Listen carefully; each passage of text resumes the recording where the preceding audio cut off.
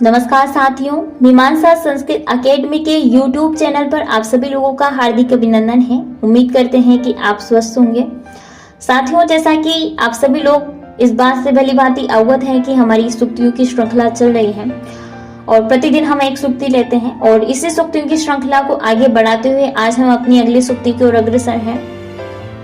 दोस्तों, आज के सूक्ति को प्रारंभ करने से पूर्व हम आपको इसकी संबंधिता से अवगत करवाना चाहेंगे। संबंधिता से तात्पर्य कि आज की सूक्ति किस विषय पर आधारित है अथवा कहां से संबंध रखने वाली है, उसको हम जानेंगे। तो दोस्तों, जैसा कि आप जानते हैं कि भारत को समृद्ध भारत के नाम से जाना जाता है, अर्थात इसको समृद्ध भारत भी कहा जाता है। तो इसी समृद्ध भारत का एक छोटा सा अंश है जो अत्यधिक ही समृद्ध है। जी दोस्तों, जहां पर इतनी बहुमूल्य वस्तुएं मणिमाणिक के पाए जाते हैं जो न सिर्फ भारत के लिए अपितु समस्त विश्व के लिए उपयोगी सिद्ध होते हैं। ये जो अंश है भारत का, जहां जो अत्यधिक समृद्ध है, जहां से इतनी वस्तुएं प्राप्त की जाती हैं बहुमूल्य, इसको हम भारत का आंचल भी बोलते हैं, जो भारत की उत्तरी दिशा में अवस्थित है। आप समझ गए होंगे, हिमालय। हिमालय का एक और नाम भी है नगाधिराज। नगाधिराज से तात्पर्य जो पर्वतों का राजा है, अर्थात पर्वतों में जो सर्वश्रेष्ठ पर्वत है वो है हिमालय, इसीलिए इसको पर्वतों का राजा बोला जाता है। अब जैसा कि हमने आपको पूर्व में बताया कि ये हिमालय इतने सारे मणिमाणिक्य और बहुमूल्य वस्तुओं से संपन्न है, तो ऐसा यहाँ पर क्या अवस्थित है भाई? देखिए, हम ये कहेंगे क्या अवस्थित नहीं है, क्योंकि यहाँ पर जो भी सर्वश्रेष्ठ वस्तुएं हैं वो यहीं पर अवस्थित है, हम ये कहेंगे। देखिए, कन्याओं में अगर हम बात करें तो कन्याओं में सर्वश्रेष्ठ कन्या उमा हिमालय में ही मिलती है। लताओं में जो सर्वश्रेष्ठ लता है सोमलता, जिसका कि सोमपान भी बनता है, वो भी हिमालय से ही प्राप्त की जाती है। और मणियों में जो सर्वश्रेष्ठ मणि है पेलूरी, वो भी हिमालय से ही प्राप्त की जाती है। नदियों में जो सर्वश्रेष्ठ नदी है गंगा, वो हिमालय से ही प्रवाहित होती है। औषधियों में जो सर्वश्रेष्ठ औषधि है वो है मृत संजीवनी, वो भी हिमालय पर ही पाई जाती है। दोस्तों, ये तो कुछ वस्तुएं जो हैं जो हमने आपको बताई हैं। यहाँ पर और विभिन्न प्रकार की वस्तुएं प्राप्त की जाती हैं हिमालय से, जो बहुत ज्यादा उपयोगी हैं। जैसा कि यहाँ से एक वृक्ष भी प्राप्त होता है जिसको कि हम बुर्ज वृक्ष के नाम से जानते हैं। दोस्तों, ये इसको संस्कृत में बुर्ज बोला जाता है। इसका एक वैज्ञानिक नाम भी है बैटुला यूटिलाइज, और इसी को हम अंग्रेजी में हिमालयन बिर्च बोलते हैं। दोस्तों, ये हिमालयन बिर्च एक ऐसा वृक्ष है जो सामान्यतः हिमालय क्षेत्र में ही पाया जाता है, अन्यत्र ये अवस्थित नहीं है। और ये वृक्ष 4500 मीटर की ऊंचाई तक उगता है। ये बहुत उपयोगी वृक्ष है दोस्तों। इसकी छाल जो है वो सफेद रंग की होती है। जो प्राचीन काल से के जो ग्रंथ हैं, उन ग्रंथों की रचना इन्हीं पत्रों पर की जाती थी, इन्हीं बुर्ज वृक्ष के पत्रों पर की जाती थी। अतः हम इसको पत्र, भोजपत्र के नाम से जानते हैं। और इसका एक और प्रयोग ये भी है कि पहले जो पत्तल आती थी, पत्तल भोजन करने के योग्य जो होती थी, वो पत्तल भी इन्हीं भोजपत्र से बनाई जाती थी, इसीलिए इसको भोजपत्र कहा गया है। भोज के दो अर्थ होते हैं, एक तो भोजन करना और एक संदेश लिख करके किसी को भिजवाना, उसको भी हम भोज बोलते हैं। अतः इस वृक्ष के पत्तों का नाम ही भोजपत्र पड़ गया।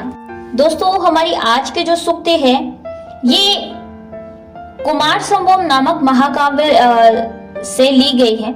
और ये जो महाकाव्य है महाकवि कालिदास जी द्वारा रचित है। आप सब लोग जानते होंगे महाकवि कालिदास जी को, मुझे बताने की आवश्यकता नहीं है। दोस्तों, ये कुमार संभव महाकाव्य एक ऐसा काव्य है जहां पर महाकवि कालिदास जी ने हिमालय का बहुत अच्छे ढंग से वर्णन किया है। आज की हमारी जो सूक्ति है वो भी हिमालय से ही संबंध रखती है।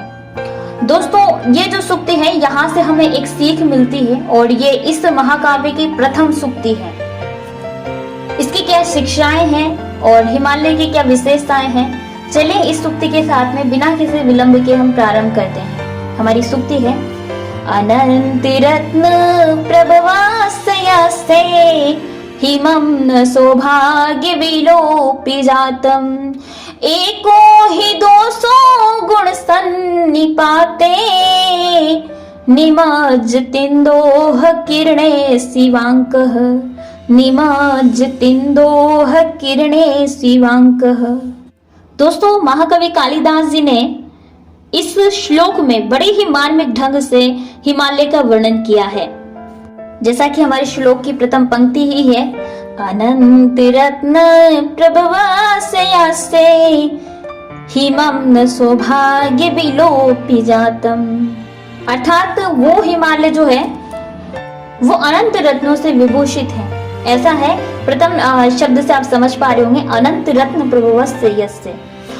जो हिमालय है वो अनंत रत्नों से सुशोभित है, जहां पर अनंत रत्न प्राप्त किए जाते हैं, अर्थात जहां से उत्पत्ति होती है।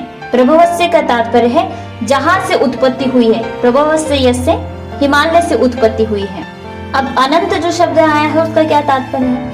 अनंत रत्न प्रभवास्यस्ते, अर्थात अनंत रत्न, अनंत मणियां, मणिमाणिक्य जो हिमालय से प्राप्त किए जाते हैं, हिमालय से जिनकी उत्पत्ति हुई है, उसी हिमालय में इतने सारे गुण होने के बावजूद, इतनी सारी विशेषताएं होने के बावजूद एक दोष है। कहते हैं कि हिमं सौभाग्य विलोपि जातम,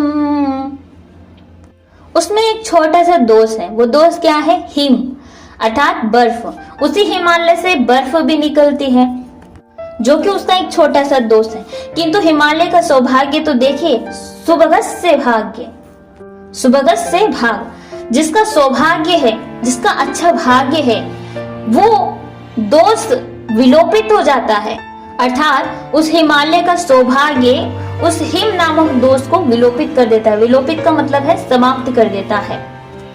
तो प्रथम पंक्ति का तात्पर्य है कि अनंत रत्न जहां से प्राप्त किए जाते हैं, जहां से उत्पत्ति हुई है वो हिमालय, उसका ऐसा सौभाग्य है कि उसमें जो एक छोटा सा दोष है वो भी वो गुणों के कारण विलोपित हो जाता है, समाप्त हो जाता है सौभाग्य के कारण। और आगे शिक्षा वाली बात कही गई है। महाकवि कालिदास जी ने लिखा है कि एको ही दोषो गुण सन्निपाते निमज्जतिन्दोः किरणे शिवांक। सीखने वाली जो बात है ना दोस्तों, वो इस पंक्ति में है। देखिए, सीखने वाली बात क्या है? कहा है कवि कालिदास जी ने कि एको ही दोषो गुण सन्निपाते, यानी कि जिसके गुण इतने हों, जो गुणों से समृद्ध हो, अगर उसमें एकाध दोष भी है तो उसको देखा नहीं जाता है, उसको माफ कर दिया जाता है। अर्थात जिसमें विभिन्न प्रकार के गुण हैं, जो गुणों से युक्त है, उसमें अगर एक छोटा सा दोष भी है तो उसको माफ कर दिया जाता है, उसको देखा नहीं जाता।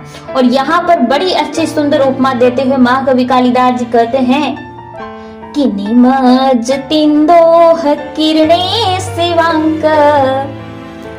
यहाँ पर इन दो शब्दों में महाकवि कालिदास जी का चमत्कार बड़ा देखने को मिलता है, बड़े मजेदार है।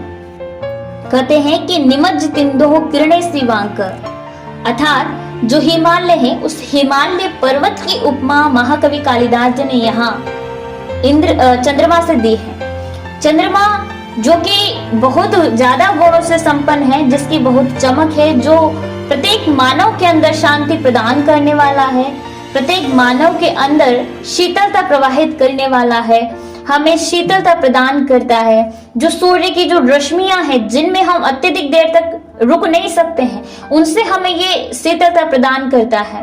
तो इस प्रकार की विशेषताएं हैं इस चंद्रमा में।